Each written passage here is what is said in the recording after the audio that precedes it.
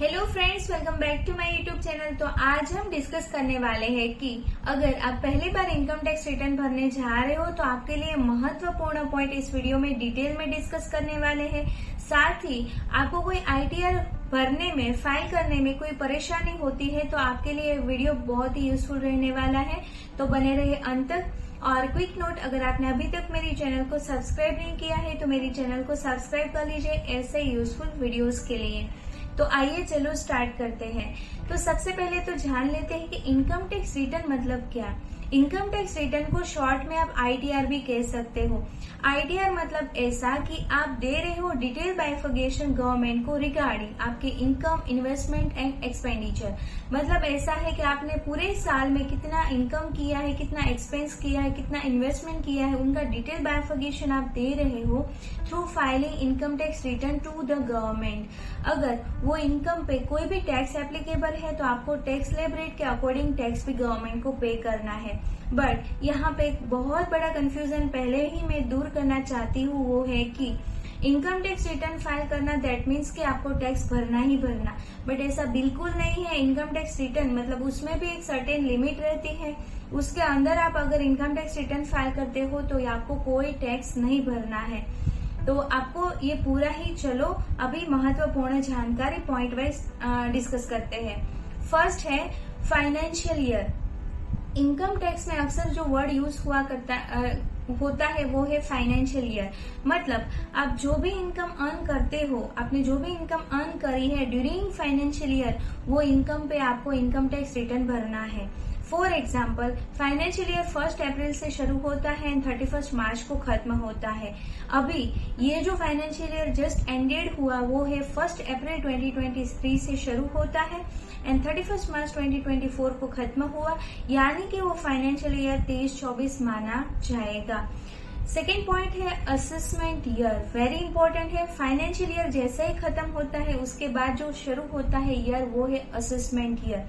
मतलब for the financial year 23-24, अभी जो है 31 मार्च 2024 खत्म हुआ, उनका असेसमेंट होगा 24-25। असेसमेंट ईयर में भी 1 अप्रैल से शुरू होता है एंड 31 मार्च को ही खत्म होता है। तो ये असेसमेंट ईयर का रिलेवेंस क्या है? असेसमेंट ईयर मतलब आपका जो भी प्रीवियस ईयर है उनका इनकम यहाँ पे इवेल्यूट होता है, उन पे आपको टैक्स भरना है। मतलब यहाँ पे अभी देखो ये फाइनेंशियल ईयर 23-24 खत्म हो गया है एज ऑन 31 मार्च 2024 को। उनका जो एनालिसिस, इनकम का एनालिसिस है, इवेल्यूशन है, वो असेसमेंट ईयर 24-25 में होगा एंड उसमें उनका टैक्स भरना है and return, income tax return भी फाइल करना है। तो अभी फाइनेंशियल ईयर 23-24 का हम अभी असेसमेंट ईयर 24-25 में इनकम टैक्स रिटर्न फाइल करेंगे। थर्ड पॉइंट है income tax slab rate. Very important है।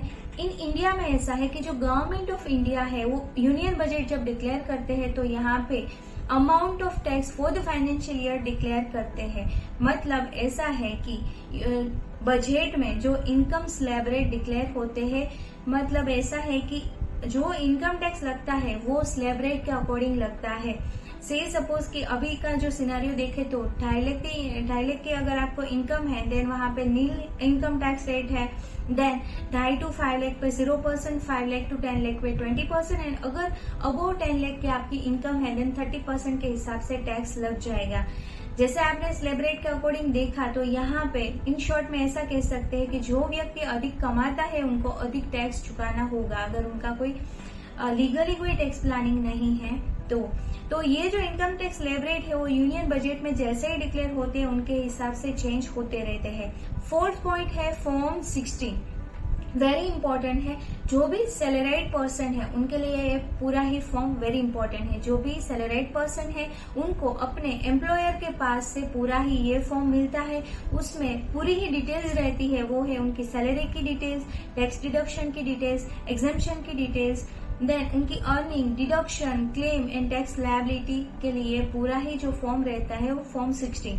फॉर्म 16 को वैसे भी ब्रीफ में समझा जाए तो आप सैलरीड पर्सन हो, आपको एम्प्लॉयर के पास से पूरा ही डिक्लेरेशन मिलता है कि इतनी इनकम है, इतना उन्होंने एग्जेम्पशन क्लेम किया है, इतनी टैक्स लायबिलिटी बन रही है। देन ये form 16 for income tax return filing के लिए एक वेरी इंपॉर्टेंट डॉक्यूमेंट है।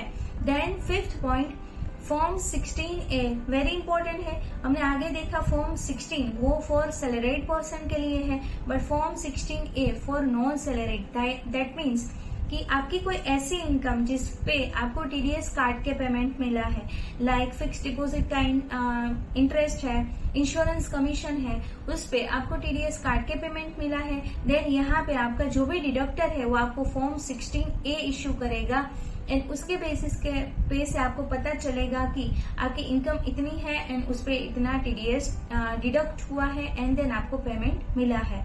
तो form 16 for salaried person, form 16A other than the salaried person जिनकी इनकम पे टीडीएस काट के उनको पेमेंट मिला है।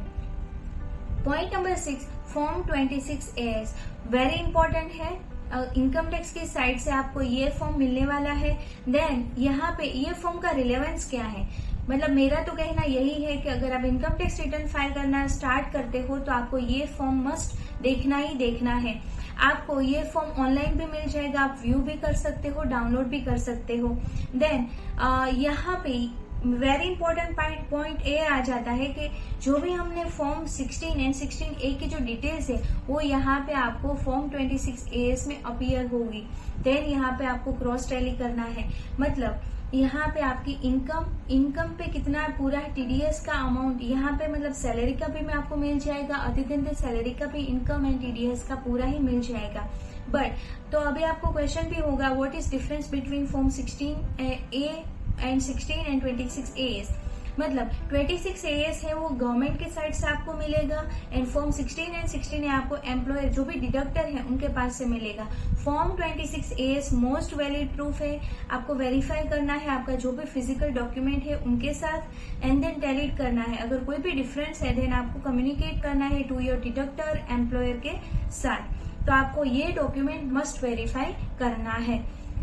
7th point AIS annual information statement very important है for income tax return filing के लिए, क्योंकि यहाँ पे ये भी आपको इनकम टैक्स की साइड से ही मिलेगा।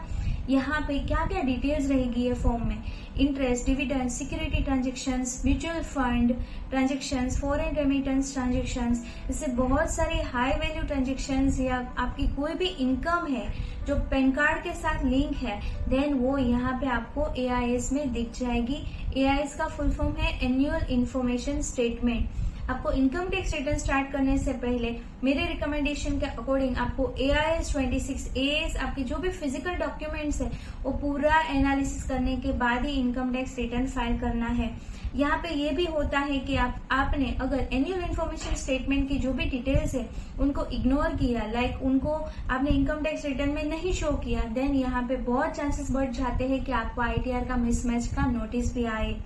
तो आपको मेक श्योर करना है कि आपकी जो भी इनकम है आपने जो डिक्लेयर करी है वो AIS 26AS के साथ पूरी अलाइन हो, उसके हिसाब से ही आपको कंटिन्यू करना है। 8 पॉइंट है डॉक्यूमेंट रिक्वायर्ड, वेरी इंपॉर्टेंट है, बेसिक सा है बट मस्ट इंपॉर्टेंट है। बेसिक डॉक्यूमेंट्स की बात करें तो bank account, PAN card, Aadhaar card, mobile number, mail ID and income details basic must required. But additionally देखा जाए तो बहुत सारे डॉक्यूमेंट का लिस्ट है, बट यहाँ पे case to case, person to person wise अलग अलग रहते हैं। लाइक आप सैलरीड पर्सन हो देन आपको फॉर्म 16 एप्लीकेबल हो जाता है। आप कोई शेयर मार्केट में कोई मतलब ट्रेडिंग करते हो देन आपको यहाँ पे शेयर मार्केट का capital gain loss account statement भी एप्लीकेबल हो जाएगा। आप कोई एग्रीकल्चर काम करते हो देन यहाँ पे एग्रीकल्चर के जो बिल्स रहते हैं वो भी आपको एप्लीकेबल हो जाएंगे। देन यहाँ पे आपके पास कोई लोन है तो लोन अकाउंट भी यहाँ पे हो जाएगा। आपने कोई प्रॉपर्टी में डील किया है, लाइक सेल किया है, परचेज किया है, देन यहाँ पे purchase sale deed of house property है, कोई भी कमर्शियल प्रॉपर्टी है देन उनका भी यहाँ पे आ जाएगा। बट आपको मेक श्योर करना है कि आपने जो भी एक्यूरेट इनकम अर्न की है, मतलब आपने जो भी इनकम अर्न की है उनकी पूरी ही डिटेल्स आपको इनकम टैक्स रिटर्न में एक्यूरेट तरीके से शो करनी है with aligning annual information statement and 26AS। तो डॉक्यूमेंट रिक्वायर्ड वेरी इंपॉर्टेंट है, आपको ये लिस्ट ध्यान से देखना है। अगर कोई भी डॉक्यूमेंट छूट जाएगा एंड आपने आपके टैक्स कंसल्टेंट को सबमिट नहीं किया देन यहाँ पे आपको लेने के देने पड़ सकते हैं। Point number 9 which ITR to be file, very important है। हमने पूरा ही एनालिसिस कर लिया कि हमारी ये इनकम है, इसके वाइज हमें ये डॉक्यूमेंट रेडी करने हैं। बट वेरी इंपॉर्टेंट पार्ट आ जाता है कि कौन से आईटीआर फॉर्म सिलेक्ट करके आपको इनकम टैक्स रिटर्न फाइल करना है। तो यहाँ पे वैसे देखा जाए तो आईटीआर 1 से लेकर 7 टाइप है, बट यहाँ पे मैं ब्रीफिंग में आपको बता दूं जो इंडिविजुअल टैक्स पेयर को नॉर्मली एप्लीकेबल होते हैं।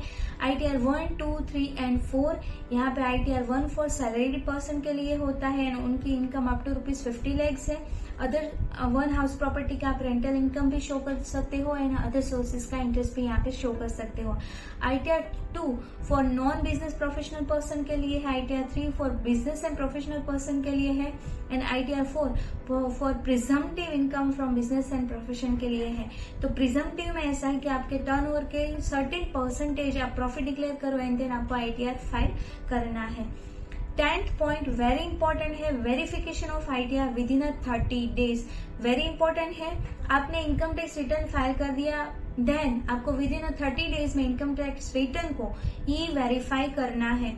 आप ऑनलाइन भी कर सकते हो एंड ऑफलाइन भी कर सकते हो। ऑनलाइन आधार ओटीपी के साथ, नेट बैंकिंग ओटीपी के साथ कर सकते हो एंड ऑफलाइन के लिए यहाँ पे आपको बेंगलुरु जो एड्रेस है उनके हिसाब से आपको आईटीआर वी का एक्नोलेजमेंट, आप इनकम टैक्स रिटर्न जब फाइल करते हो एंड देन एक्नोलेजमेंट आता है, वो एक्नोलेजमेंट का हार्ड कॉपी एंड देन उनको साइन करना है एंड देन जो प्रिस्क्राइब एड्रेस है उनके अकॉर्डिंग आपको सेंड करना है। तो आईटीआर को वेरीफाई करना with in 30 days most important है, क्योंकि अगर आप आईटीआर को वेरीफाई नहीं करते हो देन आपका आईटीआर इनवैलिड बन जाता है। वो आप कहीं पे भी रेफरेंस के तौर पे, इनकम प्रूफ के तौर पे नहीं दे सकते हो। देन यहाँ पे इनकम टैक्स में आईटीआर को ई वेरीफाई करने में न्यू रूल आया है, उनके लिए डिटेल वीडियो मेरी चैनल पे अवेलेबल है। मैं यहाँ पे डिस्क्रिप्शन में पिन लिंक कर दूंगी, आप जरूर चेकआउट कर सकते हो। आपको कोई भी क्वेरी है देन जरूर आप मुझे पूछ सकते हो। 11 नंबर का पॉइंट वेरी इंपॉर्टेंट है, आईटीआर डेडलाइन। क्योंकि आपने अगर within the due date income tax return file नहीं किया देन यहाँ पे आपको भारी नुकसान हो सकता है ऑफ लेट फीस। तो आपको ये डेडलाइन भी कंसिडर करनी है कि आपको कौन सी डेडलाइन तक इनकम टैक्स रिटर्न फाइल करना है या करवाना है। मतलब आप खुद भी कर सकते हो एंड आप टैक्स प्रोफेशनल के साथ पास से भी कर सकते हो। पूरा ही जो हमने प्रीवियसली आईटीआर 1, 2, 3 एंड 4 जो डिस्कस किया उनके लिए डिटेल वीडियो मेरी चैनल पे जल्द से अपलोड होने वाले हैं कि आप कैसे इनकम टैक्स रिटर्न फाइल कर सकते हो। आप वो वीडियो देख के भी फाइल कर सकते हो एंड टैक्स प्रोफेशनल के पास से भी आईटीआर फाइल करवा सकते हो। देन यहाँ पे आपको ये आईटीआर की डेडलाइन को भी कंसिडर करना है कि within the due date आपका इनकम टैक्स रिटर्न फाइल हो जाए। तो आई होप हमने महत्वपूर्ण जानकारी के लिए 11 पॉइंट डिटेल में डिस्कस किए, तो आपको पूरा ही समझ में आया है। अगर वीडियो आपको अच्छा लगा है देन वीडियो को लाइक करिए, शेयर करिए आपके फैमिली एंड फ्रेंड्स के साथ, ताकि वो भी ऐसे अपडेटेड नॉलेज पा सके। कोई भी क्वेरी है देन जरूर आप मुझे कमेंट करके पूछ सकते हो। अभी मिलते हैं नेक्स्ट वीडियो में। Till then stay healthy, stay wealthy. Thank you for watching. Thank you.